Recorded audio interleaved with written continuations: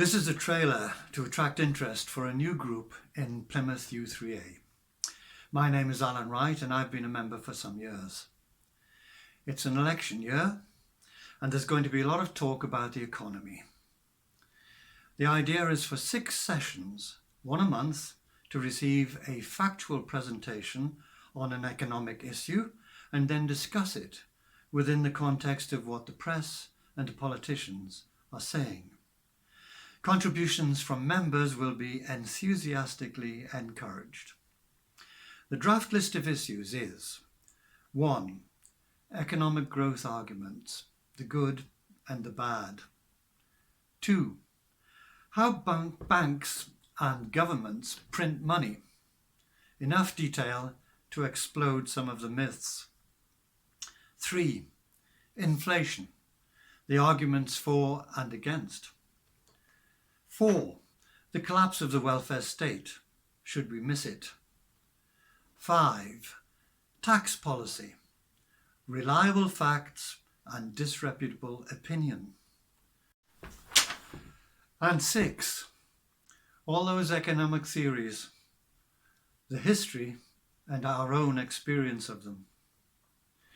If you're interested in this, just go to the Plymouth U3A website to find out more. And here's a taster presentation. Britain faces the lowest growth of any OECD nation over the next 2 years. Why?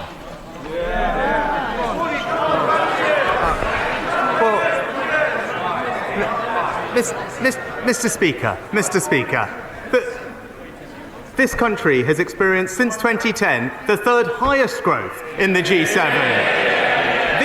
This year, the fastest growth in the G7 and unemployment at a multi-decade low. Now, gross domestic product is the international standard for measuring a country's economic output. It's been around since the 1930s and it's reported throughout the world. In the UK, the Office of National Statistics is responsible for producing the figures. They're produced in enormous detail, but it's worth having a look. And they are actually very useful in making all kinds of policy decisions and working out what's going wrong and what's going right. But the problem is, they all add up to one figure, and that is the GDP value in any particular year in total. And every year they compare that total with the previous year, and the difference is economic growth. There's so many things in these figures that really, just to take the total figure can be and is entirely misleading. If you want to know about the economy, you've got to look in some detail at what the ONS produces. Here is a chart showing the UK's actual GDP in 2021, sorted by the importance of each industry. It shows where our GDP comes from and the share of the workforce employed in producing it. There are 2 lines for each industry. The blue line is the GDP in number of pounds. The red line is the labour in number of employees. According to the ONS, the most productive activity in money terms is real estate, but it's not a big employer. Other more recognisable activities appear further down the list.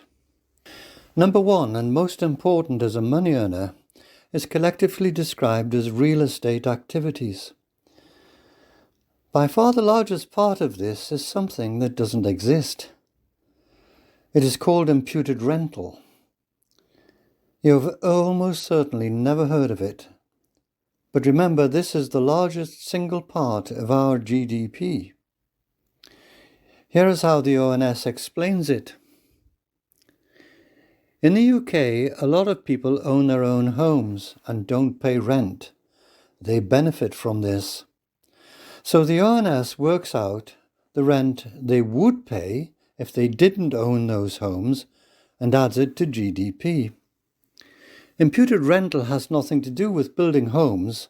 House building appears much lower down the GDP list. Imputed rental is not an industry. There's no product, no money, no market, and no labour. It's controversial, and some countries don't include it. With small exceptions, the ONS does not regard other non-cash benefits as GDP. For instance, some people stay at home, look after children, the elderly or disabled, or do domestic chores, all things families benefit from and could pay for, but regarded as worthless for the purposes of GDP. If you are inclined to believe the political arguments over GDP, remember, the largest contributor is imputed rental. The next three activities are mainly government. You know, GDP depends on volume sold and market prices.